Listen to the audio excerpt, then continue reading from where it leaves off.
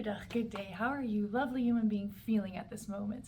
My name is Phylicia Joy Kloes, and in today's video we're going to talk about classroom management.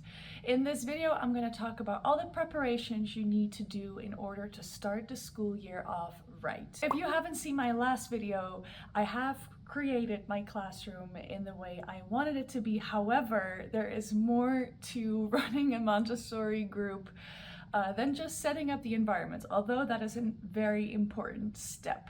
If you want to learn more in depth about the materials that are inside these cabinets, stay tuned for next week's video where I'll go into more details about all the materials that we have to offer. Before the school year started, I first made sure that all the materials are complete. If something is missing from a material, it has to get out of the cabinet. I also made sure that all the materials that are inside the cabinet are visible. I don't like to stack them. I rarely have lids on top of work because I want the children to stand in front of the cabinet, to look at the work, and to be able to pick because they're able to see everything that there is to offer inside that cabinet. Other preparations that I do before the school year starts and also throughout the school year, of course, is, for example, making glue,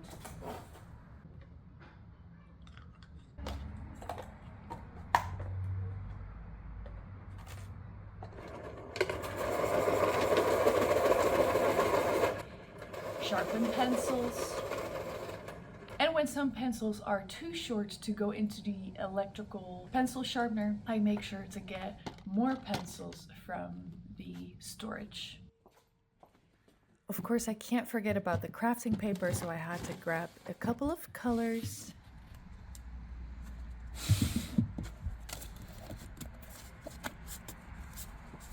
Something else I like to make is a student list. I have been making different student lists throughout the years, and I feel like this school year and past school year, I really enjoyed the way my list was set up.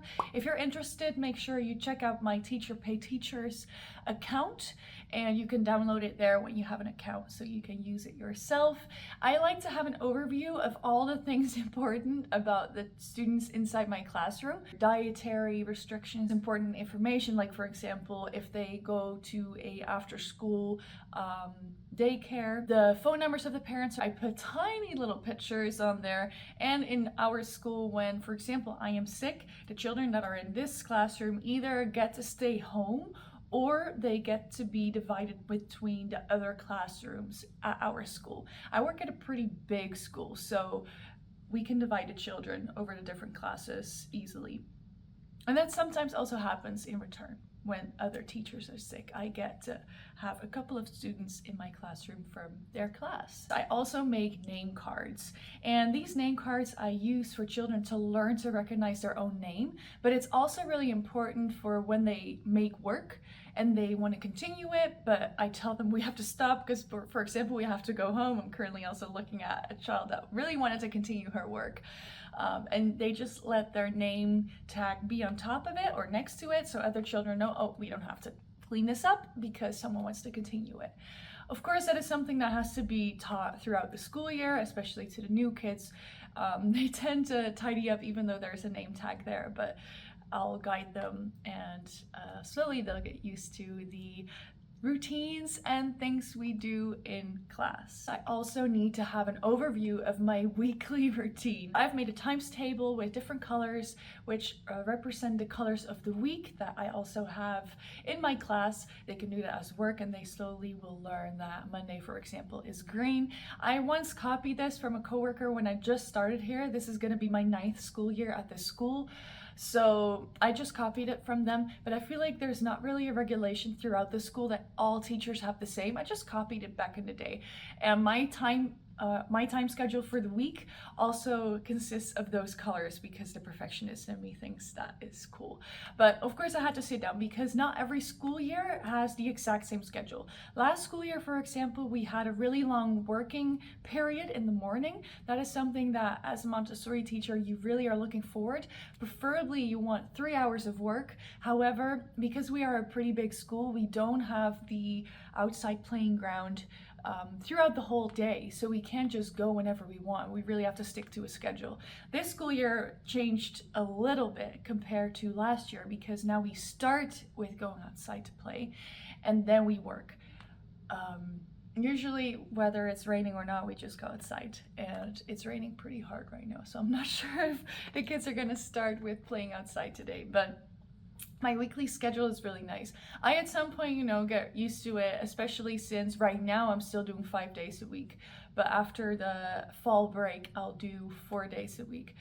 You really get used to what your schedule is like, so it's not truly for me at some point anymore, but mainly for example, the student that I guide, or if I happen to be sick and they actually find a teacher to cover for me inside class instead of letting the children go to all the other classes.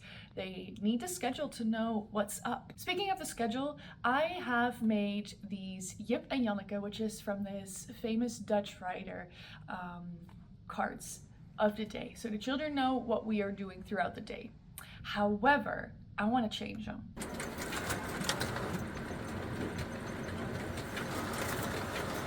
Fun fact, I'm a lefty.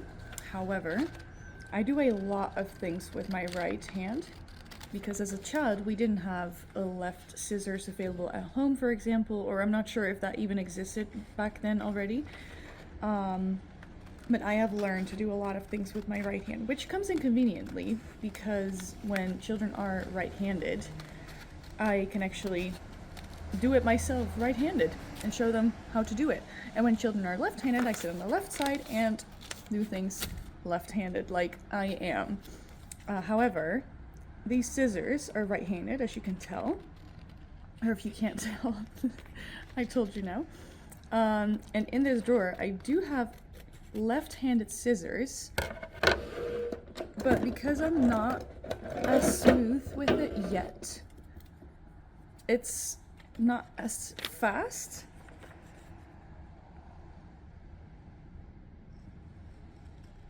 I can do it. It's just more of a skill. I have to learn more, and I'm slower with it, so that's why I often still use my right-handed scissors.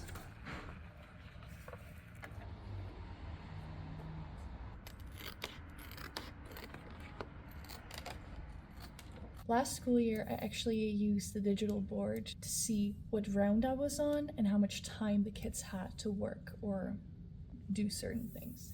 And this school year, I actually want to put clock stamps under the work.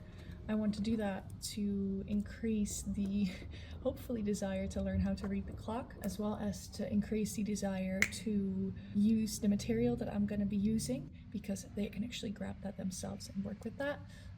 And I hope it can enhance the kids' understanding of learning to read the time on the clock as well as digital time. I actually started this school year off teaching the children about the circles that I do in class, and I like it a lot better because I don't have a timer. I don't have to keep the digital board on. If you're interested in these timestamp cards of what we do throughout the day, check out my Teacher Pay Teachers account again, because I have shared my new Jip en Janneke daily activity cards. Of course, it's in Dutch, and I use the following font. Something that I've learned throughout the years is that the more simple pictures or images you use of the daily activity, it's easier for all children to understand what is going on. Some teachers use a lot of different colors, but there are children who are visually not yet capable or not capable of understanding what it means, and sometimes it's a lot better for them to have it more black and white, not too much color, not too much going on, more simple images to learn to make their own. Something else I made this school year is cards of the rounds I do.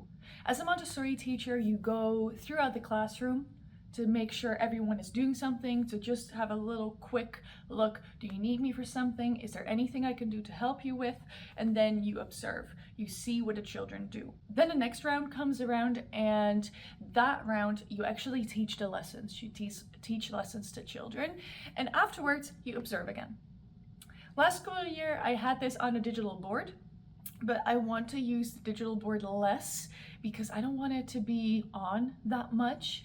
And this school year, of course, I first prepared the children to explain what these cards meant.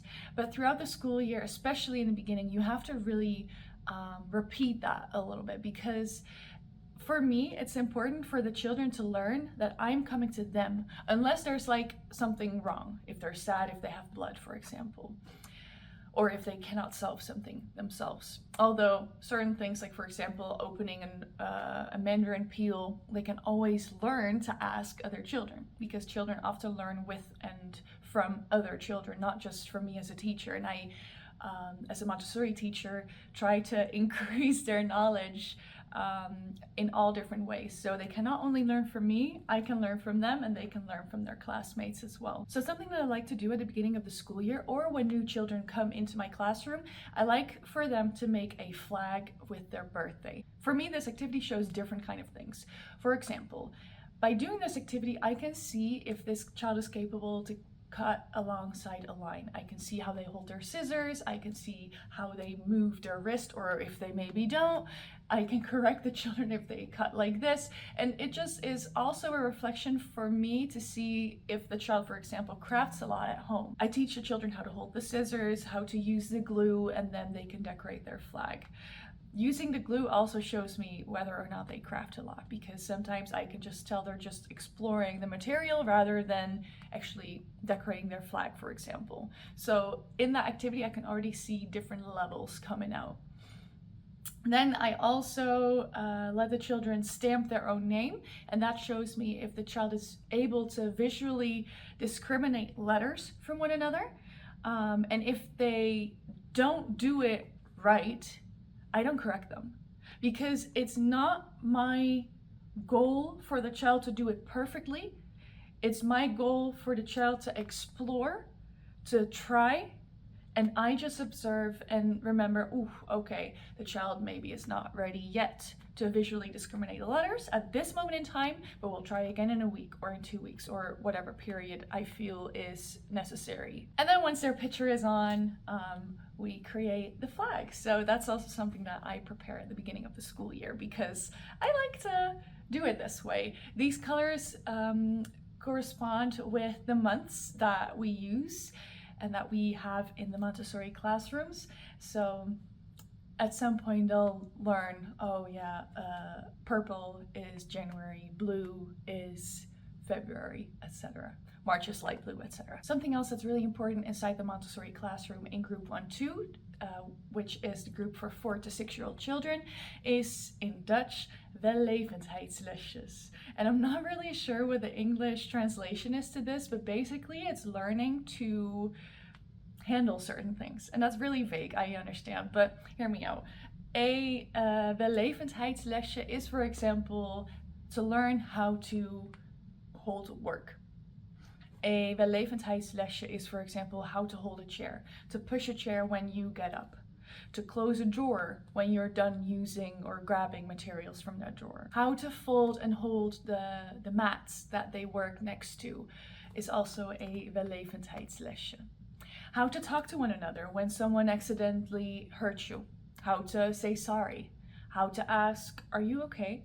How to ask, can I make you feel at ease? Young children need lessons for this. And a lot of times adults think, yeah, that makes total sense, but these kids in this age group, they need to learn these lessons. It's a part of their education. So at the beginning of the school year, I teach the children a lot of wellevendheidslesjes. And throughout the year, of course, I'll continue that, because young children need a lot of repetition. Then something else I do to prepare for the beginning of the school year is read my email. I'm honestly pretty bad at reading my email because it's not that fun to me, but I can learn to improve on that habit or skill or activity, I guess.